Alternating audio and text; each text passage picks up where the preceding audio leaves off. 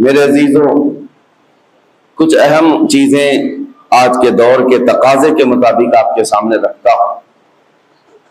ہمارے لیے سب سے امپورٹنٹ چیز یہ معلوم کرنا ہے کہ ہمارے لیے سب سے اہم مسئلہ کیا ہے جس پر ہمیں توجہ دینی چاہیے۔ مسئلے تو بہت ہیں، پریشانیاں، مشکلات اور بہت ساری چیزیں ہیں، لیکن انسان عقل مند وہ ہے جو یہ فیصلہ کر لے کہ مجھے فوکس کس پہ کرنا ہے۔ جس دن اسے یہ سمجھ آ جائے گی کہ پریشانیاں تو 100 ہیں، 150 ہیں، 200 ہیں، لیکن ان میں سے اہم چیز کیا ہے، تو میں سمجھتا ہوں وہ حل سمجھ جائے گا اور وہ اپنے وقت کو اور اپنے انرجی کو، اپنی زندگی کو ضائع نہیں ہونے دے گا۔ آج زندگی کے بے شمار مسئلے ہمارے ساتھ، لیکن ہم الجھے ہوئے کس پہ ہیں؟ کن باتوں پر ہم ڈسکس زیادہ کرتے ہیں؟ کون سی چیزوں میں ہم ایک دوسرے کے گریبان پکڑے ہوئے ہیں؟ یہاں پر آ کر ہمیں تنبیہ کرنا پڑتا ہے، جب گھر پر آگ لگی ہو تو آپ آٹے، چاول اور نمک کے لیے جھگڑا نہیں کر رہے ہوں گے، بلکہ آپ کے لیے اہم مسئلہ یہ ہے کہ میرے گھر کی 4 دیواری کو محفوظ کر لوں۔ تو مسائل میں یہ سمجھنا بہت ضروری ہے کہ چھوٹا کیا ہے، بڑا کیا ہے۔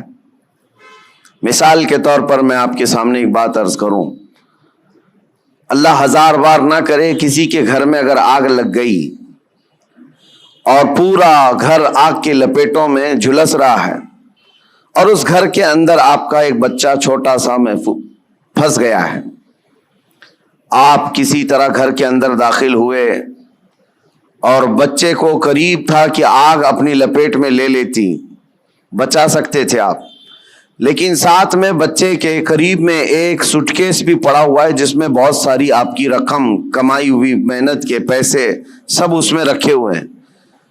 آگ اسے بھی پکڑنے والی ہے، ان قریب وہ بھی آگ کی لپیٹ میں پورے مال و دولت جلنے والا ہے آپ کا۔ اب فیصلہ آپ کے پاس ہے، وقت بہت شارٹ ہے، ایک طرف وہ پیسوں کے اور بہت سارے مال کا سوٹ کیس ہے اور ایک طرف آپ کا عزیز از جان بچہ ہے۔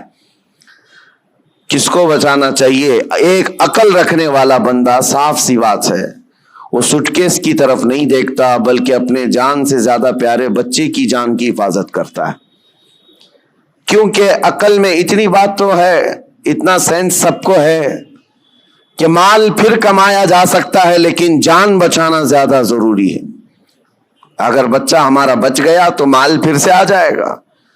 تو میں یہ سمجھتا ہوں کہ یہاں آپ کا سینس کام کر گیا، آپ کو اللہ نے اتنی تمیز عطا کی ہے کہ آپ بڑا مسئلہ کون سا ہے، چھوٹا مسئلہ کون سا ہے، اس وقت آپ پہچان گئے، اور آپ اپنے بچے کو جلنے کے لیے چھوڑ دیتے اور پیسے گننے پر بیٹھ گئے ہوتے، سوٹ کیس اٹھانے پر بیٹھ گئے ہوتے، تو گویا کہ آپ دنیا کے سب سے بدترین بے وقوفوں میں اور بلکہ سیلفش لوگوں میں، بلکہ اس سے زیادہ یہ کہ اپنے گھر والوں پر بھی ٹرسٹ، گھر والوں کے لیے بھی نہیں جینے والا بندہ بن کر کے سامنے آتے۔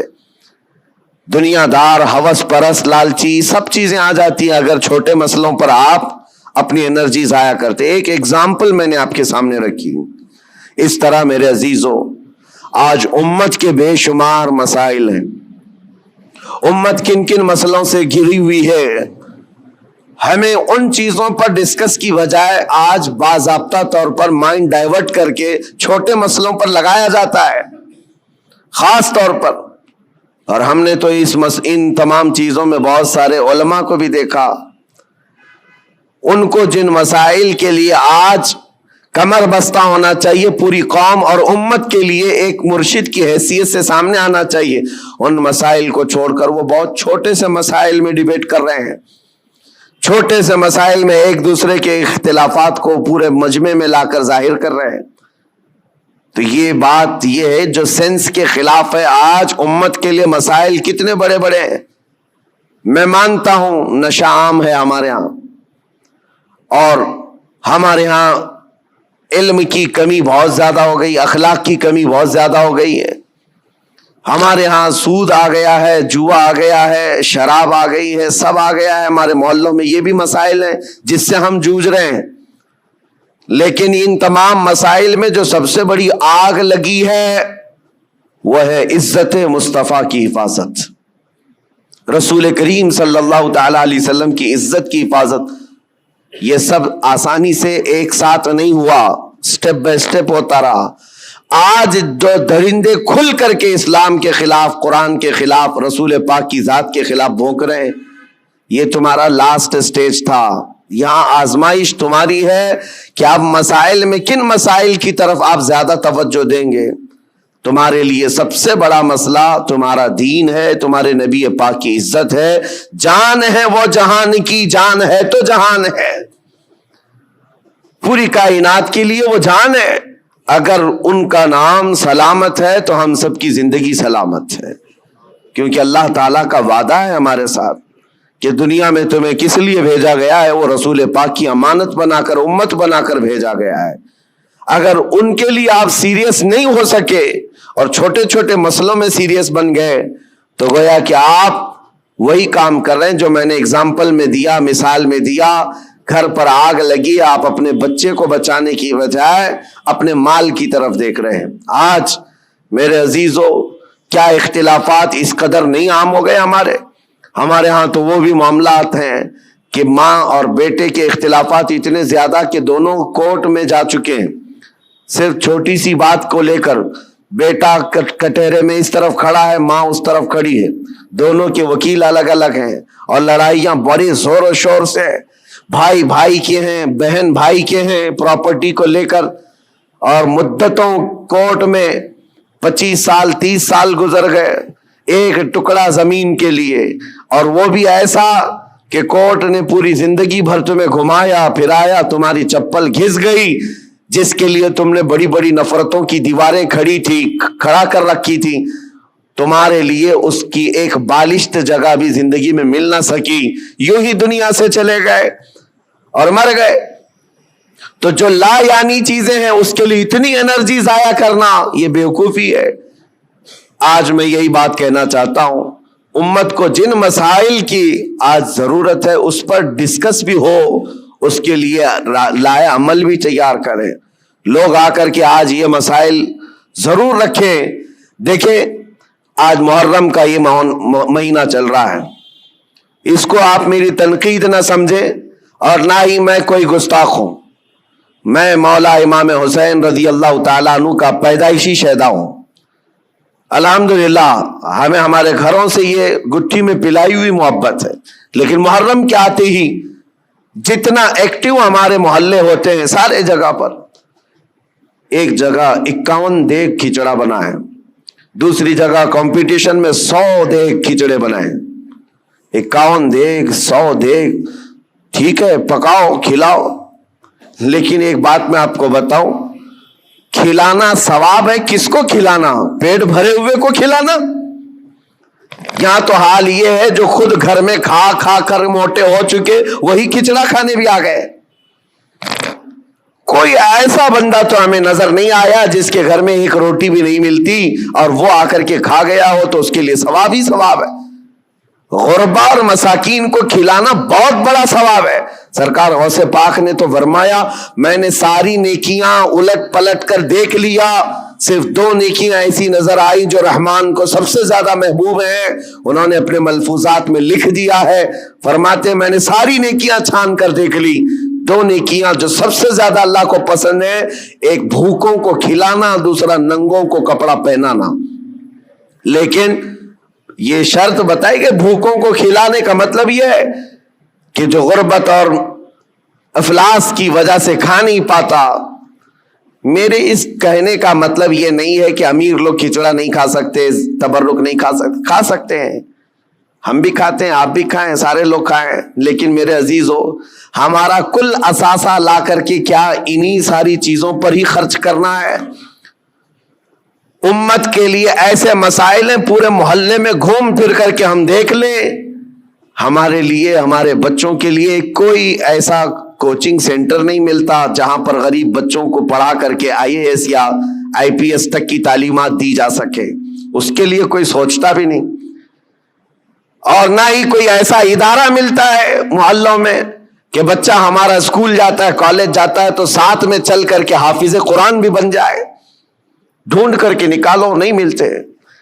ہماری لاکھوں کی ایک مشت رقم جو ہے صرف ہمارے ایک وقت کے کھانے میں چلی جاتی ہے، ایک وقت کے کھانے میں آپ کو یہ بات اس لیے عرض کر رہا ہوں، جب مسائل بہت زیادہ ہیں تو جو امپورٹنٹ مسئلہ ہے اس پر اپنی انرجی خرچ کرنا چاہیے، اس پر ڈسکس بھی ہو اور اس کے لیے عمل بھی ہو۔ اور ایک بات میں آپ کو بتاؤں، اسرائیل کی ایک پرائم منسٹر لیڈی رہ چکی ہے، اس کا ایک انٹرویو ایک پترکار نے، ایک صحافی نے لیا تھا، جس کو بعد میں چل کر کے کئی سالوں کے بعد لیک کیا گیا۔ اس نے انٹرویو میں جو پوچھا تھا اس لیڈی سے جو پرائم منسٹر تھی اسرائیل کی، کہا کہ آپ کی بہت بڑی مخالفت ہو رہی ہے کہ آپ ایک ایسی پالیسی پر عمل کر رہے ہیں جس سے پورا ملک جو ہے آپ کے ساتھ نہیں کھڑا ہے، پارلیمنٹ کے جتنے ممبر ہیں وہ آپ کے لیے اتفاق نہیں رکھتے، کیا بات ہے؟ کہا یہ وہ دور تھا جب اسرائیل میں کرائسس تھے، مال کی کمی تھی، لوگوں کے ہاں بزنس نہیں تھا، تجارت نہیں تھی اور جاب نہیں تھے۔ اس وقت جو پرائم منسٹر ہے وہ اسلحات کی ڈیل کر رہی تھی، ڈیفنس کے سامان اسلحے خرید رہی تھی اور اس پر سگنیچر ہو رہے تھے، ایگریمنٹ بن رہے تھے، تو پارلیمنٹ کے بہت سارے لوگ اس کی مخالفت کر رہے تھے۔ آج ضرورت کس بات کی ہے اور تم کیا کر رہی ہو؟ کھانا پانی ان کو نہیں مل رہا ہے، ان کو کھانے پانی کا انتظام کرواتے، نہ کہ تم جو ہے ڈیفنس کے ہتھیار خریدتی۔ اس خاتون نے کہا سب کی مخالفت جھیل لیا لیکن مجھے جو کرنا تھا میں کر گئی۔ اس پر اس اینکر نے پوچھا کہ آپ ایسا کام کیوں ضد پر کر رہی ہیں؟ سنو میرے عزیزو، وہ یہودن ہے، یہودی اسرائیل کی رہنے والی، اور پرائم منسٹر وہ کہتی ہے میں یہ کام جو کر رہی ہوں اس کام میں انسپائر ہوں، بہت زیادہ متاثر ہوں تو پروفیٹ محمد صلی اللہ علیہ وسلم سے، مسلمانوں کے رسول محمد صلی اللہ علیہ وسلم سے۔ کہا وہ کیسے؟ کہا کہ انہوں نے زندگی میں جو اسلامک سلطنت اسٹیبلش کر دی مدینہ طیبہ میں، حالات ان کے بھی اس وقت ایسے تھے کہ ایک کھجور پر ان کے صحابہ پورا دن گزار لیتے تھے، گٹلی چوس کر کے رہ جاتے تھے، ایک پیالہ دودھ کا مل جاتا تو 10 لوگ پی لیتے تھے۔ اور وہ کہتی ہے میں نے ان کی تاریخ پڑھی، ہسٹری پڑھی ہے، جس دن پروفیٹ محمد صلی اللہ علیہ وسلم کا انتقال ہوا اس دن ان کی بیوی کے گھر حضرت عائشہ صدیقہ کے گھر میں چراغ جلانے کے لیے تیل بھی نہیں تھا۔ جس دن حضور پاک کا انتقال ہوا اس دن چراغ جلانے کا تیل بھی نہیں تھا۔ وہ ایسی سادی زندگی تو گزار گئے، لیکن وہ خاتون کہتی ہے چراغ جلانے کے لیے تیل تو نہیں تھا، لیکن سب سے قیمتی اور سب سے عظیم اس زمانے کے 9 تلواریں ان کی دیوار پر لٹکی ہوئی تھی۔ گویا کہ اس محمد صلی اللہ علیہ وسلم نے یہ میسج دیا تھا کہ کھانا ایک وقت کا کھا کر نگل لوگے، دوسرے وقت پھر بھوک لگے گی، دوسرے وقت کا کھا لوگے، تیسری بھوک پھر لگے گی، لیکن تمہارے لیے امت کے ڈیفنس کے لیے جو چیز چاہیے تھی وہ محمد صلی اللہ علیہ وسلم نے وقت کی ضرورت کو محسوس کر کے پہلے سے میسج دیا تھا۔ وہ اسرائیلی یہودن کہتی آج میرا یہ عمل ہو سکتا ہے 40 سال بعد آنے والی میری قوم دیکھ کر فخر کرے گی کہ ہمارے لیے کتنی محفوظ پناہ گاہ یہ بنا کر کے چلے گئے۔ میرے عزیزو، میں تعریف کے لیے نہیں کہہ رہا، بات یہ کہہ رہا ہوں، یہ ہوتی ہے قوموں کی تعمیر۔ آج ہم تو کھچڑوں میں رہے، کھچڑا ناجائز نہیں ہے، کھانا چاہیے، اچھا ہے، گھر میں بناؤ، جب من کرے کھاؤ، لیکن اس کے لیے اپنے لاکھوں روپے کی لاگت محلوں میں اس طرح سے تقسیم کر کے ختم کر دینا۔ ہاں اس کو حق بنتا ہے وہ حلوہ بھی کھائے، کھچڑا بھی کھائے، لیکن ساتھ میں امت مصطفیٰ کے مستقبل کے لیے عمارت بھی کھڑی کرے، اس کو یہ حق بنتا ہے۔ میرے عزیزو، مجھے ایک بات یاد آتی ہے، ہمارے ایک استاد، ان کی یہ سوچ تھی، وہ مثال کے طور پر میں عرض کر رہا ہوں، ہمارے ایک ساتھی نے ہماری شکایت کی کہ حضرت جو کپڑے پہننا ہے سارے طلبہ کو، اس کے علاوہ ایکسٹرا یہ کپڑے پہن لیتا ہے میرے بارے میں، کہا یہ صدری پہن لیا یا جاکٹ پہن لیا، کہا جو اسٹوڈنٹس طلبہ پہن رہے ہیں اس کے علاوہ ایکسٹرا یہ. تو انہوں نے کہا کہ بالکل میں سب کو برابر دیکھنا چاہتا ہوں, کس کو کیا پہننا چاہیے. اور اس کے بعد انہوں نے ایک جملہ کہا تھا ان کو شکایت کرنے والوں کو, کہا اس کی طرح 4 صفحے سبق تو بھی سنا دے اور تو بھی ایسی کپڑے پہن لے. ہاں اگر کسی کام میں تم پورے اترے ہوئے ہو اور دوسرا تمہاری دیگر ضروریات بھی پوری کر رہے ہو تو کوئی مسئلہ نہیں. میرے کہنے کا مطلب یہ ہے کہ آپ بڑی بڑی نیازیں کریں, لیکن اس وقت جب امت کی مستقبل کی ضروریات پوری ہو رہی ہو پھر کھانا بھی کھلائیں, دیگیں بھی چڑھائیں, اچھا ہے, عرس بھی کریں. یہاں حالات تو یہ ہے کہ ہم یتیمی کے حالت میں آ گئے ہیں آج. میاں کتنے تو ایسے ہمارے مسلمان کپلز ہیں اپنے چھوٹے چھوٹے بچوں کو لے جا کر کرسچن اسکول کے باہر کھڑے کرتے ہیں اور ایڈمیشن کے لیے پاپڑ بیلنے پڑتے ہیں, اور ان کو کتنی مرتبہ وہاں پر عیسائی نن ہو کہ پادری ہو تانے مارتے ہیں, ٹانٹ مارتے ہیں. کتنی مرتبہ ایسی شکایتیں آئیں. لیکن کیا کریں, ایک جگہ پر مجھے خود یہ بات یاد آتی ہے. ہمارے مقتدی تھے ایک حاجی صاحب, اپنے 2 بچوں کو ایک بورڈنگ اسکول میں انہوں نے ڈالا تھا, 4تھی اور 5ویں کے بچے, سال کا 4 لاکھ روپے پے کر رہے تھے. اور ایک بار وہ مجھے ساتھ میں لے کر گئے دکھانے کے لیے کہ آئیں دکھاتا ہوں کتنا بہترین ہے, 45 ایکڑ میں بنا ہوا یہ بورڈنگ اسکول ہے, سب کچھ ہے. میں گیا تھا, ان کے مینیجر سے میں نے پوچھا کہ شیڈول کیا ہے آپ کا, بچوں کو کیسے آپ ٹریٹ کرتے ہیں. انہوں نے صبح 5 بجے سے لے کر رات کے 9 بجے تک کا پورا گھنٹے کا شیڈول بتایا. اس میں پوجا بھی ہے, یوگا بھی ہے, جاگنگ بھی ہے, سب ہے. میں نے پوچھا سارے بچے کرتے ہیں؟ کہا سب کرتے ہیں, چاہے ہندو مسلم ہو, سب کو کرنا ہے یہ. اور جن کے بچوں کے لیے ہم گئے ہوئے تھے وہ سال بھر سے پڑھ رہے تھے. میں نے ان حاجی صاحب سے کہا وہ بڑے پرہیزگار ہیں, ایک نماز بھی قضا نہیں کرتے. ہم نے کہا ان کو آپ اپنے بچوں کو اتنی مہنگی پوجا کروا رہے ہیں, اتنی دور لے جا کر کے. تو خیر ان کو یہ بات لگی, لیکن انہوں نے جواب میں کہا ٹھیک ہے حضرت میں وہاں سے نکال لوں گا, ہمارا ہے کہاں جہاں میں اپنے بچوں کو ڈال دوں. یہ بھی تو سوال ہے, یہ بھی تو سوال ہے. ہم نے اپنے مستقبل, اپنے بچوں کے مستقبل کے لیے کوئی لایا عمل بنانا ہی چھوڑ دیا ہے. فکر کرو میرے عزیزو, آج ضرورت اس بات کی ہے. میں تو یہاں جب بھی آتا ہوں ہر بار آپ کے اراکین صدر صاحب بیٹھتے ہیں, اکثر یہی پلاننگ کرتے بھی رہتے ہیں کہ یہاں پر کچھ نہ کچھ کام ہونا چاہیے. لیکن یہ صرف پلاننگ میں ہی رہ گئے تو ہماری عمریں بھی پلاننگ میں چلی جائیں گی. کر جاؤ کچھ نہ کچھ, اس لیے کہ ہمارے بچوں کو جو پھل ملنے والے ہیں وہی انقلاب لائیں گے.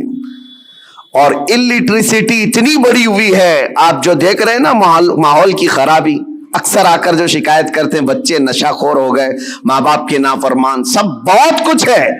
لیکن سب کا علاج یہ ہے کہ ان کو علم دین اور علم دنیا سے روشناس کرائیں, اس لیے کہ علم تہذیب لاتا ہے, اخلاق لاتا ہے. اور علم نہ ہو تو جہالت کے پیٹ سے سب برائیاں جنم لیتی ہیں. ہر برائی وہ کر جاتا ہے جہالت میں. اور آج حالات ایسے ہیں کہ دوسری قومیں ہماری طرف دکھا کر کے یہ تانا مارتی ہیں. ابھی کل رات میں جس علاقے میں تھا لکھنؤ کے قریب, اور صبح لکھنؤ سے میں ابھی آ رہا ہوں, گئے پورا علاقہ مسلمانوں سے بھرا ہوا ہے. لیکن ایسا ہے کہ گاؤں میں جانے کے لیے کوئی کار بھی جا نہ سکے, اس طرح سے گڑھے بھرے ہوئے ہیں, اتنے گڑھے. اور پڑوس کے قریب میں چھوٹا سا گاؤں ہے نان مسلم, پکی سڑکیں, ساری چیزیں. اس پر بات کریں تو لوگ یہ کہتے ہیں یہ تعصب ہے حکومت کا, ان کے ہاں یہ سب ہو جاتا ہے, ہمارے ہاں نہیں ہوتا ہے. میرے عزیزو ہر جگہ ایسا نہیں ہوتا. بات صرف یہ ہے کہ تم نے جینے کا سلیقہ خود ہی بنا لیا ہے اپنے دماغ سے کہ ہمیں رہنا ایسی ہے. ہمارے محلوں میں ہمارے گھروں کے سامنے کوڑا کرکٹ کا ڈھیر پڑا رہے, کسی کو فرق نہیں پڑتا. ہم نے تو خود ہی مائنڈ بنایا ہوا ہے. علم آئے گا تو اخلاق بھی لائے گا, تہذیب بھی لائے گا. آپ مدینہ طیبہ جا کر کے دیکھیں, آج بھی الحمدللہ دنیا کا سب سے حسین, ویسے عقیدتاً تو ہے ہی, لیکن ظاہراً بھی جا کر کے دیکھیں تو اس سے پاک و صاف شہر نہیں ملتا. یہ نبی پاک صلی اللہ تعالیٰ علیہ وسلم کی وراثت ہے جو ہمیں وہاں آج بھی نظر آتی ہے. ارے گلیوں میں چلو تو بھی خوشبو آتی ہے.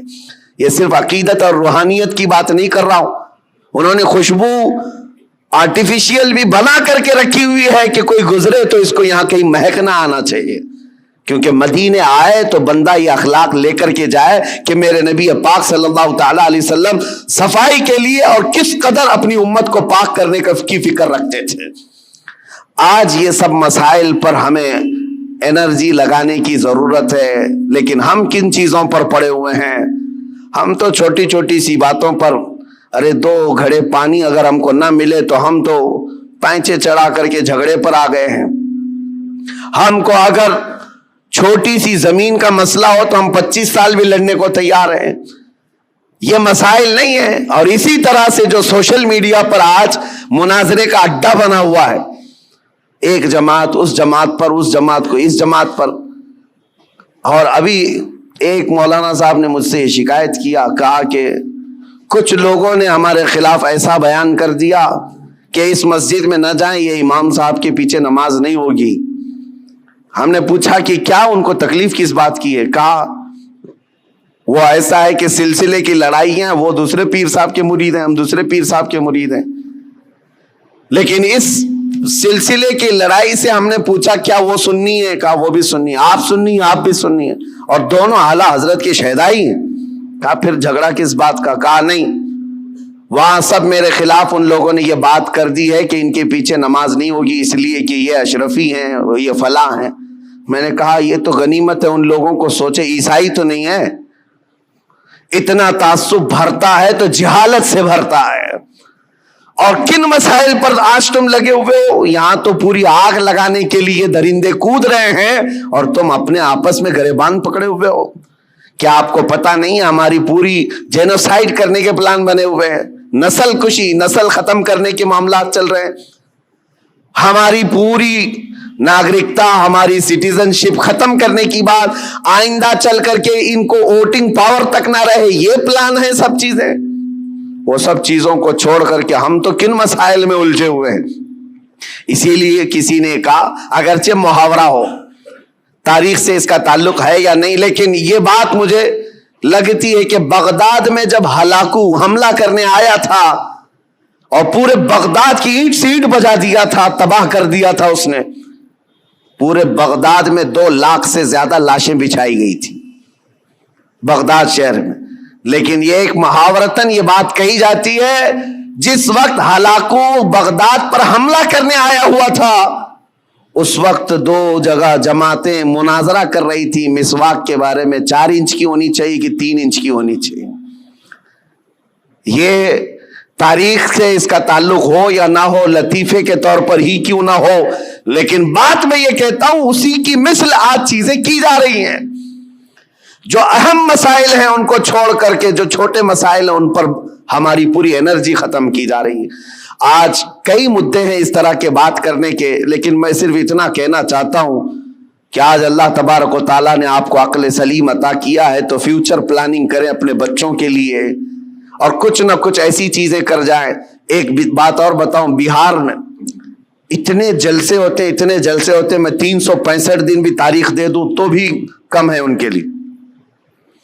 ہم ابھی 2022 کی بات کر رہا ہوں, بہت بڑے جلسے میں گئے, لاکھوں کا خرچہ کرتے ہیں, پوری رات بھر جلسہ ہوتا ہے. ایک رپورٹر تھے جنہوں نے اینالائز کیا تھا, وہ میرے پاس ایک رپورٹ لا کر کے بتایا کہ حضرت پورے سال بھر میں ایک ہی اسٹیٹ بہار میں 4000 جلسے ہوئے, 4000 جلسے. اور وہاں کے رات بھر چلنے والے جلسوں کو میں نے بہت قریب سے دیکھا ہے, کس قدر وہاں پر اہتمام کے ساتھ جلسے کرتے. میں جلسوں کا مخالف نہیں, ٹھیک ہے دین پھیلانے کا ایک ذریعہ ہے, لیکن ہوتا کیا ہے, انہوں نے کہا کہ کم از کم ایک جلسے میں 5 لاکھ روپے خرچ ہوتے ہیں, اس سے کم نہیں, بلکہ زیادہ سے زیادہ ہم نے دیکھے 10-10 لاکھ 15-15 لاکھ ایک رات کے جلسے میں وہ لوگ خرچ کرتے ہیں. منیمم 5 لاکھ روپے خرچ کے حساب سے 4000 جلسوں کا جب یہ رپورٹ نکالی گئی تو انہوں نے سال بھر میں ایک ہی اسٹیٹ میں, یہ غریب لوگوں کی بات کر رہا ہوں, 2000 کروڑ روپے خرچ کیے. 2000 करोड़ रुपए रातों में ये खर्च हुए हैं। लोगों को अगर ऐसा लगता है कि मैं जलसों वाला आदमी, मुकर्रिर आदमी, रोजाना इधर उधर घूमता हूं, मैं साफ आज ऐलान करना चाहता हूं मेरे अजीजों, मैं एक जगह बैठ करके जो पैगाम पहुंचाता हूं, अल्लाह का फजल है, लाखों उसको वैसे ही सुन लेते हैं। बहुत बड़े स्टेज लगाने की, कॉन्फ्रेंस करने की जरूरत नहीं, और ना ही मेरी कोई ख्वाहिश है, और ना ही मैं कहीं पर नजरानी या लिफाफे तय करके जाता हूं, मेरा मामला है नहीं। लेकिन दिल दुखता इस बात पर है, 2000 करोड़ रुपए साल भर में एक स्टेट के अंदर खर्चा हो गए। ठीक है, दीन फैलाने के लिए आपने किए, लेकिन दूसरी तरफ आप पूरा ढूंढ करके निकालो, मुसलमानों के लिए एक यूनिवर्सिटी भी नहीं है पूरे स्टेट में, एक भी नहीं है। और एक छोटी सी जमात जो 0.5 में जिनका परसेंटेज आता है हिंदुस्तान में, वो ऐसे धर्म के लोग जिनकी तकरीबन 11-12 यूनिवर्सिटी एक एक स्टेट के अंदर या पूरे हिंदुस्तान को मिलाकर, यूनिवर्सिटी की बात कर रहा हूं, छोटे कॉलेज की बात नहीं कर रहा हूं। तो क्या ये बातों पर मुझे रखना नहीं चाहिए? ये कोई मैं लफाजी नहीं कर रहा हूं। कहां तुम्हारी रकम जा रही है और किन मसाइल पर एनर्जी खर्च कर रहे हो? रात का जलसा हो तो गया, सुबह इनको पकड़ करके पूछो तो याद भी नहीं क्या बयान हुआ क्या नहीं। हाँ हूं करते रहे, 8 दिन के बाद पूरा ही भूल गए। फिर क्या बहुत बड़ा काम किया दीन का, कौन सी तबलीग किया?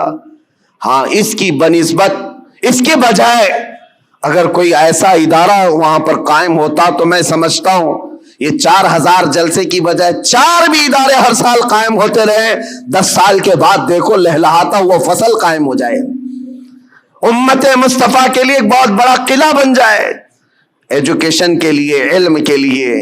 इसीलिए मैं ये दावत आज पेश करता हूं कि अपनी एनर्जी ऐसी चीजों पर जाया ना करो जो वक्त की जरूरत नहीं है। उन चीजों में अपना एक एक रुपया खर्च करो जो उम्मत मुस्तफा के फ्यूचर के लिए अच्छा हो।